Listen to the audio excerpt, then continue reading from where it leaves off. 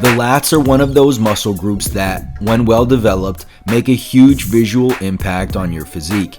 This is partly due to the fact that they're a massive muscle group. They take up most of the back surface area and are an incredibly strong muscle group because of this. The lats also help to build the V-taper, which gives you the appearance of a smaller waist due to adding width to your frame. There's nothing better than a cobra style back, making you look like a comic book superhero. As I've mentioned, the lats cover a large area of the back and thus have a few origins, making them responsible for a number of different functions. The lats' main functions are shoulder extension as well as shoulder adduction, bringing the arm down from in front of the body or from the side. They also have two other functions: internal rotation of the shoulder and lateral flexion of the spine, which we'll address further with our exercise selection. It's also important to note the length of the muscle group, and because of this, the importance of training the lats in both their shortened and lengthened ranges. Training the lats in both ranges will maximize muscle growth. The lats are in their lengthened range when the shoulder is in a greater degree of flexion, think arms overhead, in movements such as pull-ups, chin-ups, and lat pull-downs, whereas they're in their shortened range when the arm is in a lesser degree of elevation. With all this in mind, let's get into my top 3 exercises for building wider lats. Number 1. Underhand barbell row. The barbell row is a staple lat builder and probably the best exercise for applying maximal loads through the lats while still providing a decent range of motion.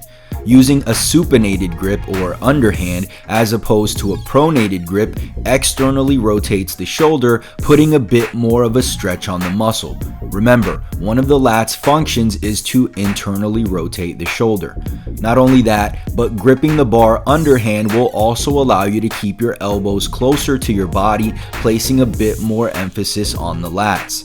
If you want to take it a step further, try keeping your scapula retracted throughout the lift, as this leads to higher lat activation.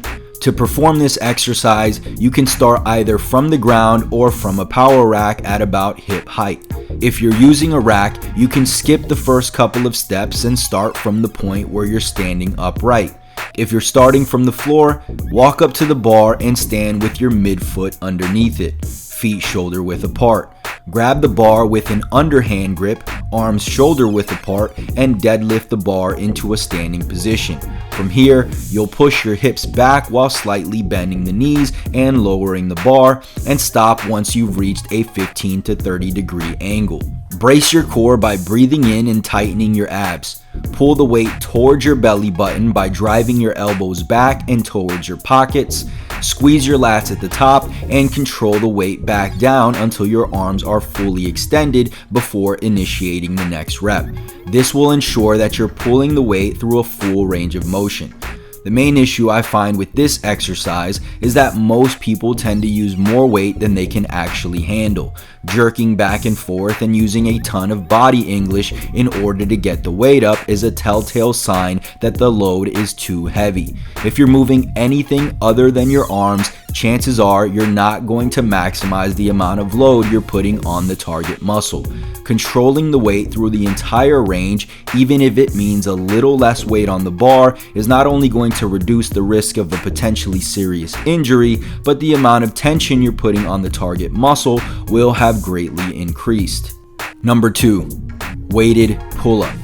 Whenever we're pulling a weight down from over our head, the lats become the primary target.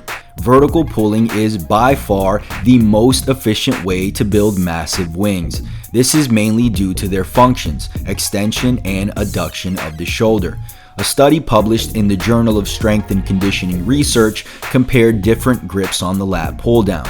A V-bar with hands in a neutral position, an underhand pull down similar to a chin-up, an overhand pull down similar to a pull-up, and an overhand behind the back pull down. They found that the pronated in front of the body variation led to the highest activation in the lats, and therefore when applied to a pull-up, which is essentially the same fundamental movement pattern, should be the same. When it comes to grip width, the research seems to support the use of a medium grip over both a narrow or wider grip due to more activation on the eccentric portion of the exercise. To perform this movement, start from a dead hang, using a dip belt to add resistance. If you don't have access to a belt, you can simply place a dumbbell between your legs or feet, although this will get more difficult as you progress. Start by retracting your scapula and then pulling with your elbows, bringing your clavicle towards the bar. Avoid excessive rounding of the shoulders at the top and be sure to fully extend the elbows at the bottom of the rep. Number 3. Swimmer row. Like the pull-up, this exercise targets the lats in their length and range. This exercise is effective for a few reasons. Firstly, we're removing any assistance from the biceps, completely isolating the target muscle. Second, using the rope gives you more room to maneuver at the shoulder joint, leading to a better stretch on the lats. And lastly, you'll be able to get into a deeper degree of shoulder extension, which means a deeper contraction, whereas using the bar means the movement is stopped by the bar hitting your body.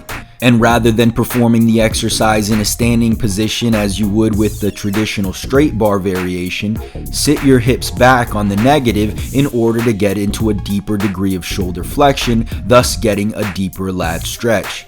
If you really want to feel the contraction here, consciously focus on driving the rope as far back and wide apart as possible at the end of your reps.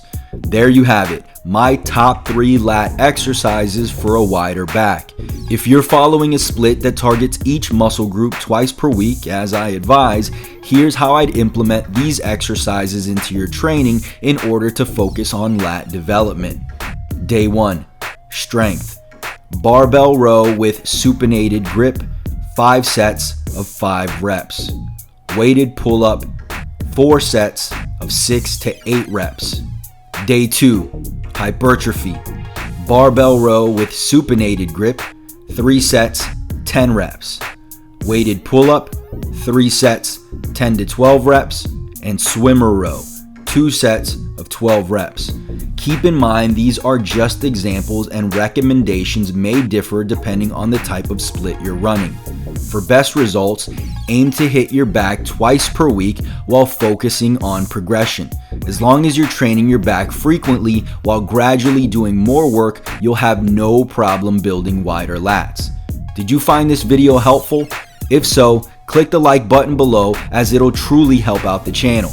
Are you looking for a complete, done-for-you training and nutrition guide guaranteed to add slabs of muscle to your frame in the next 90 days? Claim your free copy of my book, Bulk Up Fast. The book has already been paid for. All you have to do is cover the small shipping fee. Just click the link in the description, tell me where to ship it, and I'll send it anywhere in the world. And if you haven't already, make sure you subscribe for more videos and don't forget to turn on post notifications so you don't miss the next one. Peace.